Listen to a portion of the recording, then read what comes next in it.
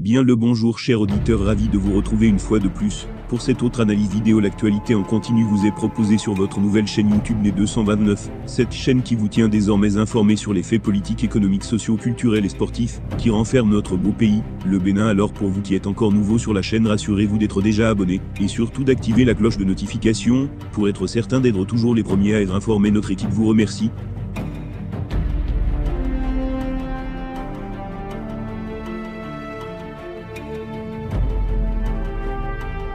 Depuis l'installation des députés de la 9e législature, le débat sur la situation des exilés et prisonniers politiques a pris de l'ampleur.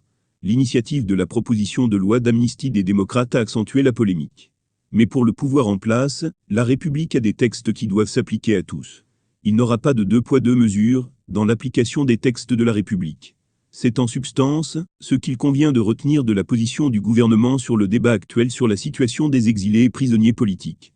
Reçu sur les plateaux de la télévision nationale, le secrétaire général adjoint et porte-parole du gouvernement est resté attaché à l'application des textes de la République. Pour lui, dans tous les dossiers de la République, un gouvernement responsable a le devoir de traiter les uns et les autres de la même manière conformément à ce que les textes ont prévu.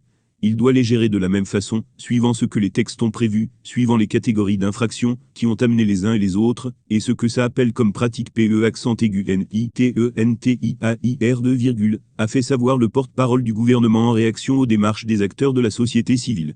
L'ancien journaliste reconnaît que les organisations de défense des droits de l'homme jouent bien leur rôle et les activistes de la société civile et des droits de l'homme aussi font autant. L'exécutif aussi dans son couloir selon ses limites doit également jouer sa partition pour donner de la valeur au processus démocratique en cours dans le pays. Nous rêvons tous de faire encore mieux, ce que nous faisons déjà aujourd'hui, pour que notre pays soit un exemple en tout point de vue attractif. Les textes de la République sont les textes de la République. Ceux qui sont en vigueur aujourd'hui, c'est ça que nous appliquons en attendant les nouveaux TEXTES, a conclu le porte-parole, pour afficher la position du gouvernement sur la polémique.